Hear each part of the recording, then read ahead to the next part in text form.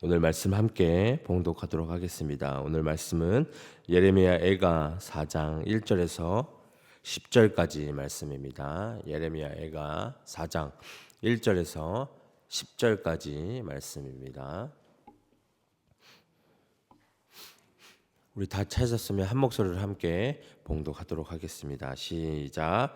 슬프다 어찌 그리 금이 빛을 잃고 순금이 변질하였으며 성소의 돌들이 거리 어기마다 쏟아졌는고 순금에 비할 만큼 보배로운 시온의 알들들이 어찌 그리 토기장이가 만든 질항을 같이 여김이 되었는고 들깨들도 젖을 주어 그들의 새끼를 먹이나 딸 내 백성은 잔인하여 마치 광야의 타조 같도다. 젖먹이가 목말라서 혀가 입천장에 붙음이여 어린아이들이 떡을 구하나 떼어줄 사람이 없도다. 맛있는 음식을 먹던 자들이 외롭게 거리거리에 있으며 이전에는 붉은 옷을 입고 자라난 자들이 이제는 거름더미를 안았도다. 전에 소돔이 사람의 손을 대지 아니었는데도 순식간에 무너졌더니 이제는 딸 내 백성의 죄가 소돔의 죄악보다 무겁도다. 전에는 존귀한 자들의 몸이 눈보다 깨끗하고 젖보다 희며 산호들보다 붉어 그들의 유택함이 갈아서 빛내 청옥 같더니 이제는 그들의 얼굴이 숯보다 검고 그들의 가죽이 뼈들에 붙어 막대기같이 말랐으니 어느 거리에서든지 알아볼 사람이 없도다. 칼에 죽은 자들이 줄여 죽은 자들보다 나음은 토지 소산이 끊어지므로 그들은 찔림받은 자들처럼 점점 쇠약하여 가미로다. 딸 내 백성이 멸망할 때 자비로운 부녀들이 자기들의 손으로 자기들의 자녀들을 삶아 먹었도다. 아멘. 이 하나님과의 관계가 상실된 백성은 그 상실한 만큼 정말 세상적이 되고 감각이 없는 자의 삶을 된다고 합니다. 그래서 딸 내 백성이 멸망할 때 자비로운 부녀들이 자기들의 손으로 자기들의 자녀들을 삶아 먹었도다. 이 10절에서 울부짖고 있습니다. 사람들이 마음에 하나님을 두기 싫어할 때 그 상실한 마음대로 내버려 줄 때 정말 온갖 죄를 치고도 감각이 없다는 것입니다. 진실된 그리스도인들은 마음에 하나님을 두고 살고 있다는 것입니다. 그러기에 스스로 하나님 앞에서 우리의 행동에 대해서 책임을 지고 주신 소명을 잊지 않아야 한다는 것이에요. 결국 이 솔로몬이 일의 결국을 다 들었으니 하나님을 경외하고 그의 명령들을 지킬지어다. 이것이 사람의 본분이니라. 전도서 12장 13절에서 말씀하고 있습니다. 하나님을 우리가 더 경외하며 나아가기 원합니다. 두렵고 떨림으로 우리가 구원을 이루어 나가는 믿음을 더 달라고 우리가 고백하며 나아가셨으면 좋겠습니다. 그래서 하나님의 외면으로 인한 이 남유대의 패망의 참상을 이야기하고 있다는 것입니다. 사람들이 귀하게 여겼던 것들이 모두 다 흩어지고 쓰레기가 되었다. 목마름과 굶주림으로 기본적인 생명마저 정말 유지할 수 없는 일들이 일어났다는 것입니다. 이 세상이 쫓아가는 가치라는 것이 정말 얼마나 무의미한 것인지를 보여주고 있다는 것입니다. 그래도 세상은 하나님의 심판을 무시하고 정말 너무나도 한여름 밤의 이 불나방처럼 불구덩이를 향해 너도 나도 정말 경쟁적으로 날아가고 있다는 것이에요. 정말 붙들어야 할 것이 우리가 무엇인가? 우리가 붙들어야 할 것이 무엇인가? 참 진리가 우리가 무엇인지, 무엇에서 희망을 우리가 찾아야 할 것인지 우리가 다시 한번 생각해 봐야 한다는 것입니다. 결국 우리는 뭘 붙들어야 할까요? 하나님의 은혜를 우리가 붙들고 나아가야 한다는 것입니다. 오늘 1절과 2절의 말씀에 보면 슬프다. 이 슬프다 하는 이 고백에서 우리는 이 예레미야 눈물을 보고 예레미야의 감정을 우리가 볼 수 있습니다. 그 예레미야의 그 슬픔을 보면서 우리는 하나님의 마음을 보게 된다는 것이에요. 하나님께서 슬퍼하고 계신다는 것을 예레미야는 이렇게 고백하고 있는 것입니다. 하나님의 슬픔을 우리가 기억하고 또 알게 되는 우리가 되기를 소망합니다. 하나님이 우리를 보시고 기뻐하시면 얼마나 좋을까요? 근데 우리를 보고 슬퍼하시고 걱정이 많으면 어떨까요? 근데 그 슬픔이 있다는 것이에요. 하지만 하나님은 그 슬픔 중에도 심판을 멈추시지 않는다는 것이에요. 왜냐하면 하나님께로 어떻게 해요? 돌아와야 하기 때문이라는 것입니다. 하나님께로 돌아가야 하는 그러한 하나님의 목표 속에서 하나님은 심판을 계속하고 계신다는 것입니다. 본문에 보면 금이 빛을 잃고 순금이 변질되었다고 이야기하고 있습니다. 성소의 돌들이 어기마다 쏟아졌다. 이 얘기는 뭘까요? 예루살렘 성의 모든 것이 무너져 버렸다는 것입니다. 어떤 때는 이 황금의 집이라고 불려졌던 이 예루살렘 성이 무너져 버렸다는 것이에요. 그 빛을 잃어버렸고 또 어떤 일이 일어났죠? 보배로운 시온의 아들들이 토기장에 만든 질항아리 같이 여김을 받았다 이야기하고 있습니다. 하나님의 존귀한 백성들이 이 허탄한 존재로, 험악한 존재로, 어떻게 보면 무가치한 존재로까지 내려가 버렸다는 것이에요. 하나님이 우리를 어떻게 살리셨어요? 그 아들 예수 그리스도의 보배로운 피를 흘리게 하심으로, 대신 죽인 당하심으로 거짓과 이 죄와 죽음에 빠져 사는 우리의 인생을 믿음으로 구원받게 하셨다는 것입니다. 우리는 그 예수 그리스도의 이름을 믿고 지금까지 살아가고 있다는 것이에요. 그럴 때 우리는 어떻게 해야 할까요? 우리를 위해서 정말 대신 죽으신 그 예수 그리스도의 마음을 우리가 기억해야 한다는 것입니다. 하지만 우리는 이 예수 그리스도의 그 가치를 무가치하게 만들어버리는 순간순간을 우리가 지금 살아가고 있다는 것이에요. 하나님께서는 우리를 위해 그 좋은 것들을 다 허락해 주셨는데, 우리 여러분들에게 다 허락해 주셨는데 우리는 그 모든 것들을 헛되게 계속 만들고 있다는 것입니다. 그래서 아무리 우리가 정말 보배로운 존재로 하나님께 세워졌다고 할지라도 하나님을 멀리하고 하나님을 향해 범죄하고 반역하게 된다면 우리는 이 말씀처럼 정말 질그릇 같은 존재로 우리는 낮아지게 될 것이라는 것이에요. 그것을 우리는 꼭 기억해야 한다는 것입니다. 3절과 5절의 말씀을 보면 예레미야는 아주 소중한 아들들 들깨보다 못한 취급을 하고 있다는 것이에요. 그래서 들깨들도 젖을 줘 그들의 새끼를 먹이나 라고 이야기하고 있습니다. 이 들깨, 떼를 지어서 다니면서 정말 실체를 뜯어먹는 들짐승들이죠. 구약에서 보통 하나님의 심판으로 황폐해진 성읍들에 사는 동물들입니다. 동물들을 의미하고 있어요. 이 이스라엘 백성이 보기에 부정하고 야비한 동물일지라도 가슴에 끌어다가 자신의 새끼에게는 젖을 준다는 것이에요. 그러나 하나님의 백성들은 들깨만도 못하게 자기 아이들에게 먹을 것조차 줄 수 없다는 것이에요. 딸 나의 백성, 광야에 있는 잔인한 타조 같도다라고 이야기하고 있습니다.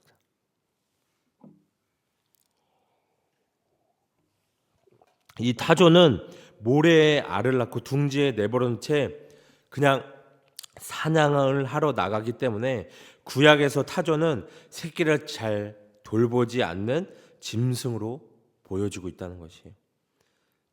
딸 시온이 자신들이 경멸하던 들깨보다 못한 상황이라고 말하면서 이 예레미야는 시온의 상황을 더 구체적으로 설명을 하고 있습니다. 젖먹이가 목말라서 혀가 입천장에 붙었다 이야기합니다. 최우선으로 정말 보살핌을 받아야 할 젖먹이까지도 먹지 못해서 목말라 하고 있습니다. 어머니가 이 물도 젖도 주지 못하는 것을 이야기하고 있죠. 이 어머니의 이 젖을 주지 못하는 것은 어머니가 물이나 음식을 먹지 못해 젖이 안 나오기 때문이라는 것이에요. 이것은 예루살렘이 극도의 기근 상태에 빠져 있다는 것이에요. 어린 아이들이 떡을 구하나 떼어줄 사람이 없도다. 이 어린 아이들이 먹을 것을 구하기 위해 다니는 것을 이야기하고 있죠. 아이들이 이 먹을 것을 구하지만 나눠주는 사람이 아무도 없다는 것입니다. 아이들은 젖먹이보다 큰 아이들, 스스로 먹을 것을 달라고 요구할 정도죠. 그러나 부모나 어른들은 아이들에게 먹을 것을 주지 못한다는 것이에요. 갓난아기와 아이들에게도 젖 한 모금, 떡 한 조각 줄 수 없는 무능한 이 어머니로서의 예루살렘의 모습을 보여주고 있다는 것입니다. 우리가 기억해야 됩니다. 정말 우리가 정말 이렇게 은혜롭게 살 수 있는 것, 이것을 우리는 꼭 기억해야 한다는 것입니다. 그래서 우리는 어떻게 해요? 하나님께서 원하시는 그 진리의 말씀을 우리가 따라 살아가야 한다는 것입니다. 하나님의 말씀으로 우리는 돌아가야 살 수 있다는 것이에요. 하나님 말씀으로 우리는 돌아가야 한다는 것입니다. 이제 어린이를 넘어서 어른들까지 당하는 고통을 이야기하고 있습니다. 맛있는 음식을 먹던 자들이 외롭게 거리거리에 있다고. 이 맛있는 음식을 먹던 사람들이 거리에 나가 거지가 되었다는 거지. 사람들과 어울려 흥겹게 잔치를 즐겼던 사람들이 이제는 먹을 것도 길거리에 그냥 앉아서 쓸쓸히 앉아서 구걸하고 있다는 것입니다. 이전에는 붉은 옷을 입고 자라난 자들이 이제는 걸음더미에 앉았도다. 붉은 옷을 입은 사람, 이 자색 옷을 입은 사람으로 왕과 귀족들이 사용하는 색들이죠. 이 자색 옷을 입은 사람들은 귀족과 왕들처럼 호화로운 생활을 하던 사람들이에요. 그런데 이 사람들이 이제는 걸음더미에 앉았다고 이야기합니다. 이렇게 먹고 입는 것을 통해 예루살렘의 상황이 완전히 역전되었다는 것을 말하고 있습니다. 여기서 예레미야가 말하는 역전된 모습은 사무엘상 2장의 한나의 노래를 또 연상시킵니다. 즉 예루살렘의 상황이 역전된 것은 전적으로 하나님께서 하신 일이라는 것을 기억해야 한다는 것입니다. 6절과 7절에 보면 하나님의 딸 이스라엘, 그 예루살렘이 소돔보다 더 무거운 죄를 지었다는 것이에요. 이것은 얼마나 정말 안타까운 일들일까요? 우리가 지금 짓고 있는 죄들이 얼마나 무거운 것일까? 또 우리가 이 나라 민족이 짓고 있는 죄악은 얼마나 무거운 것일까? 그리고 우리는 그 무게를 느끼고 살고 있는지 다시 한번 좀 생각해 봤으면 좋겠습니다. 예레미야는 오히려 소돔보다 더 무거운 죄를 지금 이스라엘이, 예루살렘이 짓고 있다고 말을 하고 있어요. 그 백성들이, 그 리더들이, 그 자녀들이 그러한 죄악을 짓고 있다고 이야기하고 있다는 것입니다. 그럴 때 우리가 할 수 있는 게 뭘까요? 제일 중요한 건 우리는 그냥 하나님께로 다시 나아가서 회개하는 거예요. 그것밖에는 방법이 없다는 것입니다. 우리는 다시 한번 우리들을 다시 돌아봐야 한다는 것입니다. 7절에 보면 정말 전에는 존귀한 자들의 몸이 눈보다 깨끗하고 젖보다 희며 산호들보다 붉어 그들의 융택함 갈아서 빛낸 청옥 같더니라고 얘기합니다. 예전의 모습은 이랬다는 거죠. 얼마나 아름다운 모습일까요? 깨끗했고 붉었고 윤택했고 정말 빛났다는 거예요.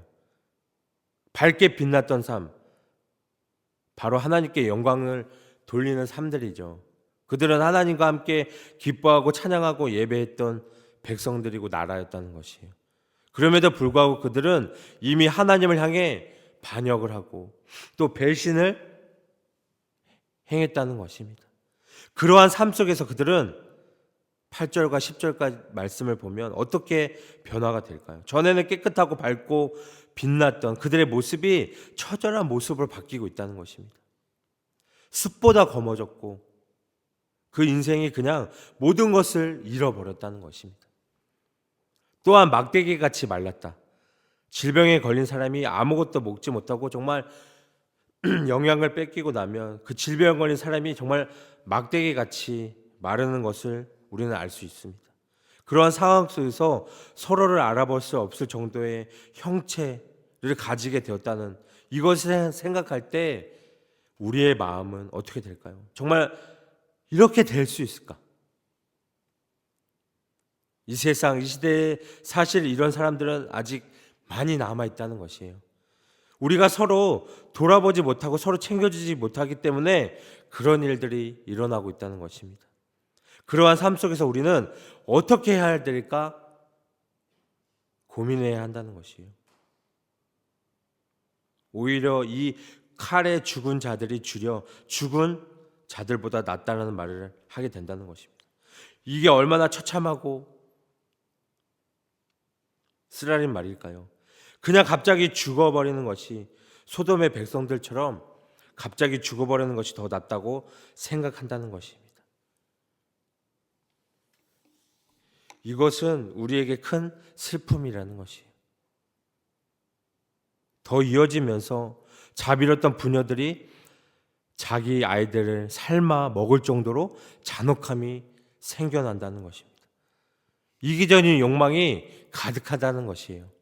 이런 아픔이 하나님께로부터 온 것이라는 것을 기억해야 한다면 우리는 어떻게 해야 될까요? 오늘 이 말씀 속에서 우리는 다시 하나님께로 돌아와야 한다는 것입니다. 우리는 하나님께로 회개해야 한다는 것이에요. 하나님께 우리가 부르짖으며 나아가야 한다는 것입니다. 그래서 하나님이 주신 그 영광을 소망해야 한다는 것입니다. 그 영광을 소망하며 우리가 부르짖는 우리들이 돼야 한다는 것입니다. 우리들의 하나님은 어떤 하나님이시죠? 인자하시고 사랑이 풍성하시고 우리를 가장 좋은 길로 인도하시는 주님이세요. 하나님이 불순종에 대한 저주를 길게 말씀하신 것은 우리를 그렇게 만들려고 말씀한 것이 아니라 그렇게 되지 말라고 주의를 주기 위해서 당부하고 또 계속 당부하고 계신다는 것입니다. 그럼에도 불구하고 죄인된 우리는 축복된 길로 가려 하기보다 죄악의 길로 가려고 죄인된 모습으로 살고 있다는 것입니다. 그래서 우리가 정말 순종의 마음, 정말 주님이 주시는 축복된 삶을 살아가길 소망합니다.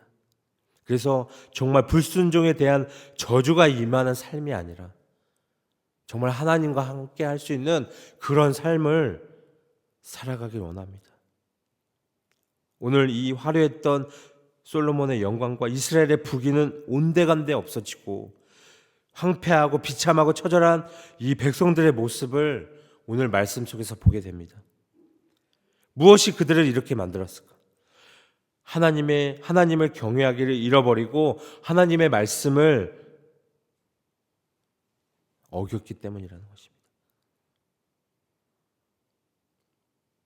우리가 복과 저주가 내 앞에 있는데 어리석은 인생이 되지 않도록 오로지 그 말씀을 따라 우리가 살아갈 수 있는 삶을 살아갈 수 있는 저희들이 되셨으면 좋겠습니다. 그래서 오늘 이 말씀을 꼭 기억하셔서 우리가 하나님 앞에 진정으로 회개하며 하나님께 돌아갈 수 있는 하나님의 자녀들이 되기를 오늘 이 시간 소망합니다.